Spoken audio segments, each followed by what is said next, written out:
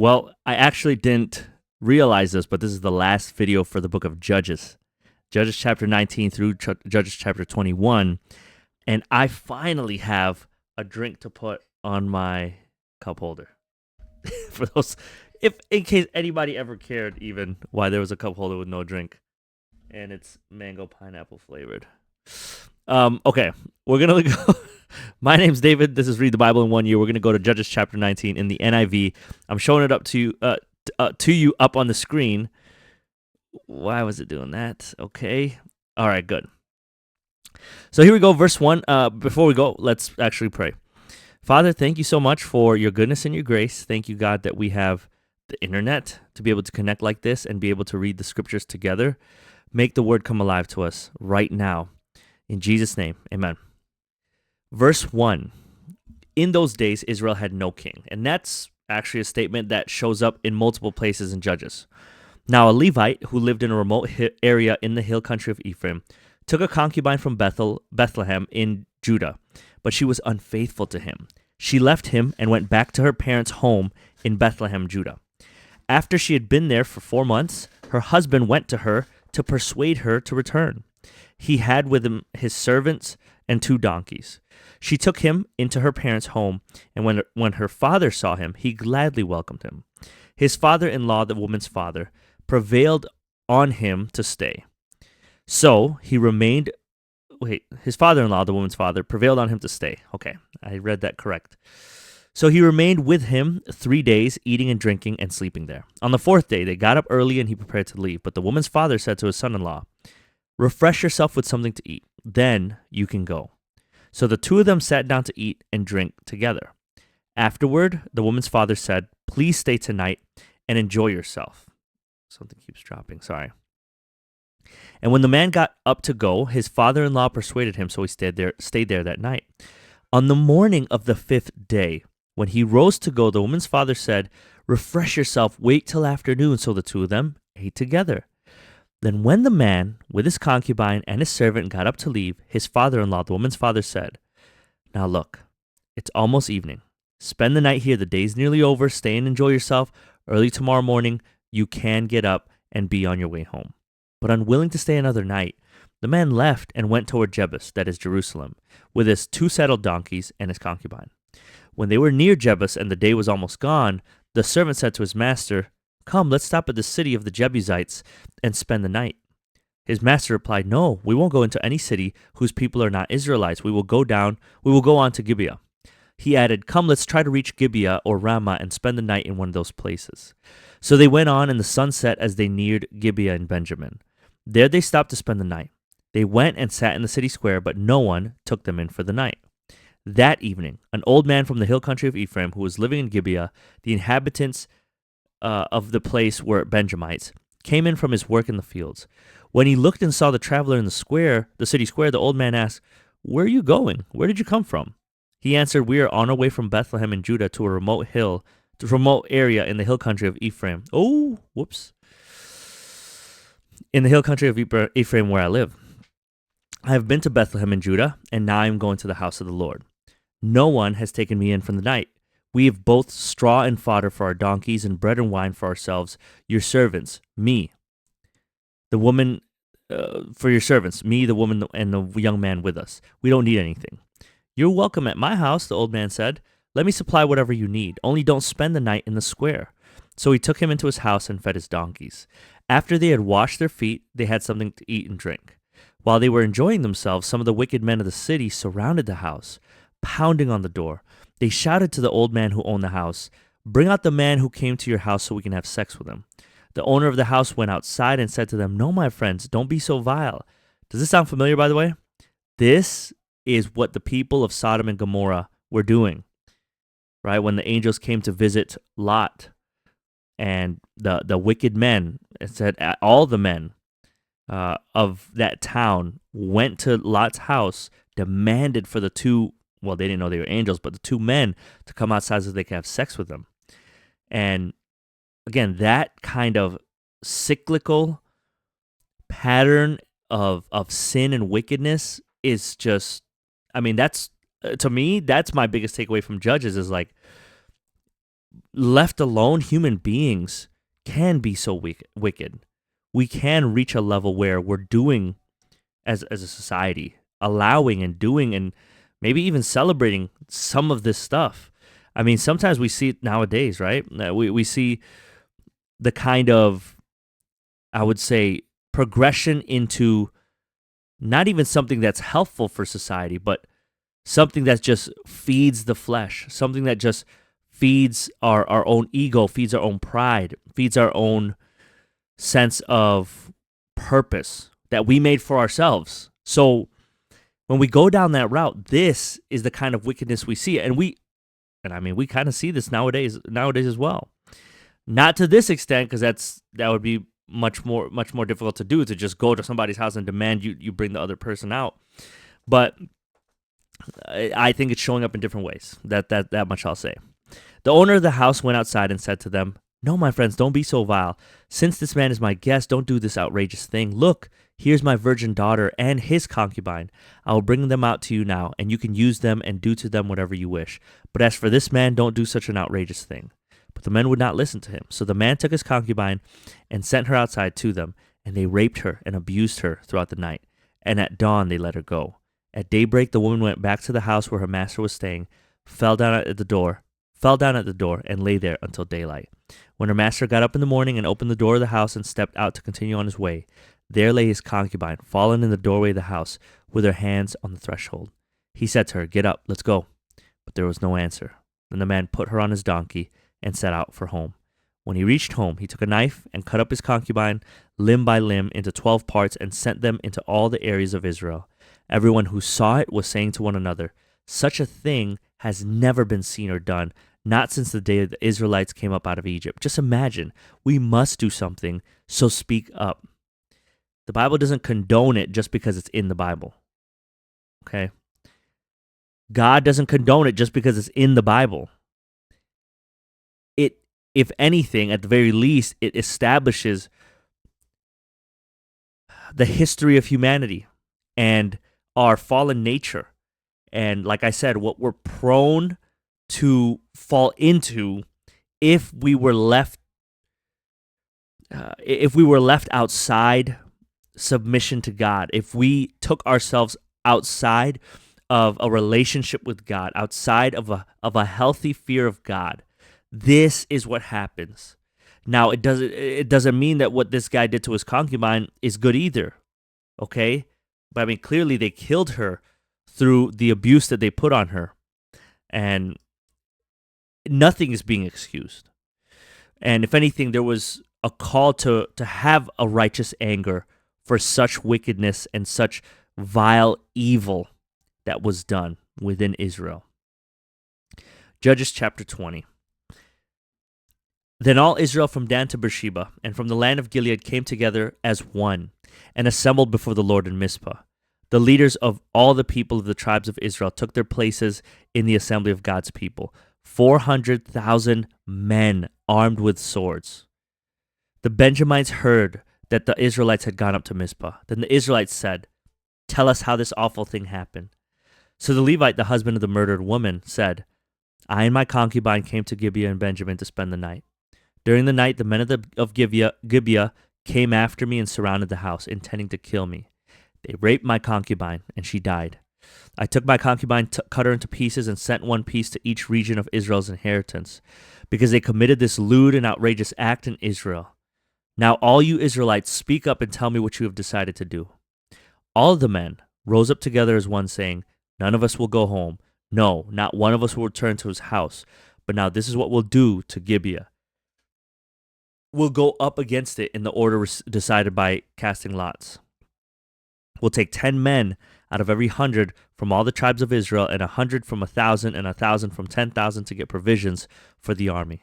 Then when the army arrives at Gibeah in Benjamin, it can give them what they deserve for this outrageous act done in Israel." So all the Israelites got together and united as one against the city. The tribes of Israel sent messengers throughout the tribe of Benjamin, saying, "What about this awful crime that was committed among you? Now turn those wicked men of Gibeah over to us, so that we may put them to death and purge the evil from Israel." But the Benjamites would not listen to their fellow Israelites, From their towns they came together at Gibeah to fight against the Israelites. Imagine this. The people of Benjamin were willing to defend the raping and murdering of an innocent woman. They were willing to defend their own people. That's how bad it's gotten. Again, how bad it gets when the people of Israel do not collectively submit to God. At once, the Benjamites mobilized 26,000 swordsmen from their towns, in addition to 700 able young men from those living in Gibeah. And that's what happens if we let our sinful nature run rampant. That we will convince each other and convince society, and we'll operate with this belief that good is bad and bad is good, and that we'll defend it because that's how we feel about it. And that's the problem with subjective truth. That's the problem with subjective morality, is because you can change your mind at any point. You could change your feelings at any point. If you decide today that murder feels good to you, you would justify it for yourself. If you decide today that adultery feels good to you, that sleeping with 100 people or 1,000 people feels good to you, then you'll justify why you did it. You'll come up with any good reason, or you'll come up with any reason and say it's a good reason to do it, when in fact, there's no good reason. Verse 16, verse 16, among all these soldiers there were 700 select troops who were left-handed, each of whom could sling a stone at a hair and not miss. So highly specialized soldiers. Verse 17, Israel, apart from Benjamin, mustered 400,000 swordsmen, all of them fit for battle. The Israelites went up to Bethel and inquired of God. They said, "Who of us is to go up first to fight against the Benjamites?" The Lord replied, "Judah shall go first." The next morning the Israelites got up and pitched camp near Gibeah. The Israelites went out to fight the Benjamites and took up battle positions against them at Gibeah. The Benjamites came out of Gibeah and cut down 22,000 Israelites on the battlefield that day. Jeez. I mean, there was a certain point where the Benjamin's tribe was considered one of the smallest, one of the weakest in a way, because it was the smallest. I think. Don't quote me on that, but look, here they are showing clearly a crazy strength, defending what is wicked. Verse 22. But the Israelites encouraged one another and again took up their positions where they had stationed themselves the first day. The Israelites went up and wept before the Lord until evening, and they inquired of the Lord. They said, "Shall we go up to fight against the Benjamites, our fellow Israelites?" The Lord answered, "Go up against them." Then the Israelites drew near to Benjamin the second day. This time, when the Benjamins came out from Gibeah to oppose them, they cut down another 18,000 Israelites, all of them armed with swords. This is a brutal civil war here. Verse 26, then all the Israelites, the whole army, went up to Bethel, and there they sat weeping before the Lord. They fasted that day until evening and presented burnt offerings and fellowship offerings to the Lord. And the Israelites inquired of the Lord. In those days, the ark of the covenant of God was there, with Phinehas, son of Eleazar, the son of Aaron, ministering before it. They asked, "Shall we go up again to fight against the Benjamites, our fellow Israelites, or not?" The Lord responded, "Go, for tomorrow I will give them into your hands." Then Israel, it's almost like, unfortunately at the cost of lives, but it's almost like the Lord wanted Benjamin to be overly confident so that he can overly humble them. Verse 29, then Israel set an ambush around Gibeah. They went up against the Benjamites on the third day and took up positions against Gibeah as they had done before. The Benjamites came out to meet them and were drawn away from the city. They began to inflict casualties on the Israelites as before, so that about 30 men fell in the open field and on the roads, the one leading to Bethel and the other to Gibeah. While the Benjamites were saying, "We are defeating them," as before, the Israelites were saying, "Let's retreat and draw them away from the city to the roads." All the men of Israel moved from their places and took up positions at Baal Tamar. And the Israelite ambush charged out of its place on the west of Gibeah. Then 10,000 of Israel's able young men made a frontal attack on Gibeah. The fighting was so heavy that the Benjamites did not realize how near disaster was. The Lord defeated Benjamin before Israel, and on that day, the Israelites struck down 25,100 Benjamites, all armed with swords. Now remember what it said earlier? It said 26,000. Okay? from their towns came together to fight against. At once, the Benjamites mobilized 26,000 swordsmen and then another 700. So you had 26,700 Benjamites, and 25,100 of them got cut down, almost completely wiped out. Let's see, where are we? Okay, verse 34. Or verse 35. Verse 36. Then the Benjamites saw that they were beaten. Now the men of Israel had given way before Benjamin because they relied on the ambush they had set near Gibeah. Those who had been in ambush made a sudden dash into Gibeah, spread out, and put the whole city to the sword. The Israelites had arranged with the ambush that they should send up a great cloud of smoke from the city, and then the Israelites would counterattack. The Benjamites had begun to inflict casualties on the Israelites, about 30, and they said, "We are defeating them as in the first battle." But when the column of smoke began to rise from the city, the Benjamites turned and saw the whole city going up in smoke. Then the Israelites counterattacked, and the Benjamites were terrified because they realized that disaster had come on them. So they fled before the Israelites in the direction of the wilderness, but they could not escape the battle. And the Israelites who came out of the towns cut them down there. They surrounded the Benjamites, chased them, and easily overran them in the vicinity of Gibeah on the east. 18,000 Benjamites fell, all of them valiant fighters. As they turned and fled toward the wilderness to the rock of Rimmon, the Israelites cut down 5,000 men along the roads. They kept pressing after the Benjamites as far as Gidom and struck down 2,000 more. On that day, 25,000 Benjamite swordsmen fell, all of them valiant fighters, but 600 of them turned and fled into the wilderness to the rock of Rimmon, where they stayed 4 months. The men of Israel went back to Benjamin and put all the towns to the sword, including the animals and everything else they found. All the towns they came across, they set on fire. Here's the last chapter. Chapter 21. The men of Israel had taken an oath at Mizpah. Not one of us will give his daughter in marriage to a Benjamite. The people went to Bethel, where they sat before God until evening, raising their voices and weeping bitterly. "Lord, God of Israel," they cried, "why has this happened to Israel? Why should one tribe be missing from Israel today?" Early the next day, the people built an altar and presented burnt offerings and fellowship offerings. Then the Israelites asked, "Who from all the tribes of Israel has failed to assemble before the Lord?" For they have taken a solemn oath that anyone who failed to assemble before the Lord at Mizpah was to be put to death. Now the Israelites grieved for the tribe of Benjamin, their fellow Israelites. "Today, one tribe is cut off from Israel," they said. "How can we provide wives for those who are left, since we have taken an oath by the Lord not to give them any of our daughters in marriage?" Then they asked, "Which one of the tribes of Israel failed to assemble before the Lord at Mizpah?" They discovered that no one from Jabesh Gilead had come to the camp for the assembly. When they counted the people, they found that none of the people of Jabesh Gilead were there. So the assembly sent 12,000 fighting men with instructions to go to Jabesh Gilead and put to the sword those living there, including the women and children. "This is what you are to do," they said. "Kill every male and every woman who is not a virgin." They found among the people living in Jabesh Gilead 400 young women who had never slept with a man, and they took them to the camp at Shiloh in Canaan. Then the whole assembly sent an offer of peace to the Benjamites at the rock of Rimmon. So the Benjamites returned at that time and were given the women of Jabesh Gilead who had been spared. But there were not enough for all of them. I thought I was going to say these were not enough. The people grieved for Benjamin because the Lord had made a gap in the tribes of Israel. And the elders of the assembly said, "With the women of Benjamin destroyed, how shall we provide wives for the men who are left? The Benjamite survivors must have heirs."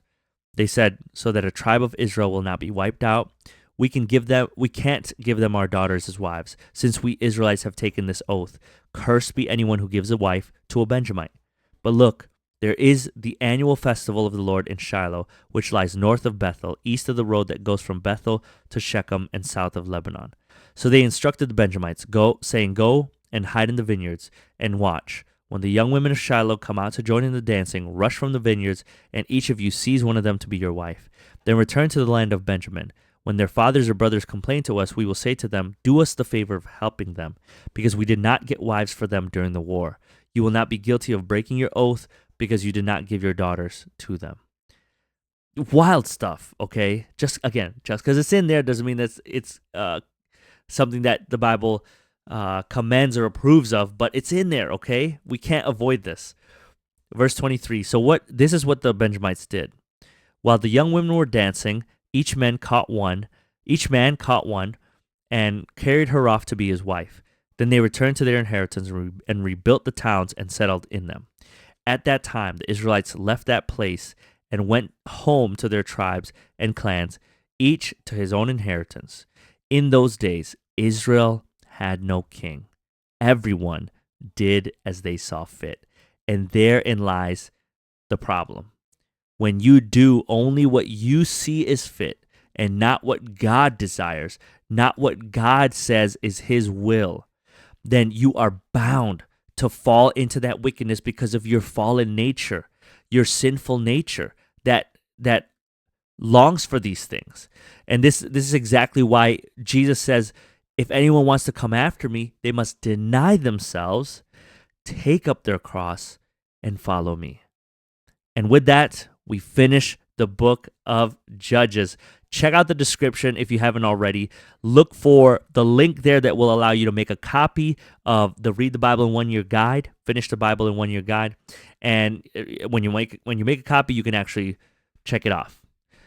Subscribe if you haven't already. Make sure that you hit the notification bell so you can get all the notifications that we're live or that we're dropping a video, all that good stuff. And then check out the other playlists because now the book of Judges is going to be complete. All right? God bless you. I'll see you next time when we start the book of Ruth.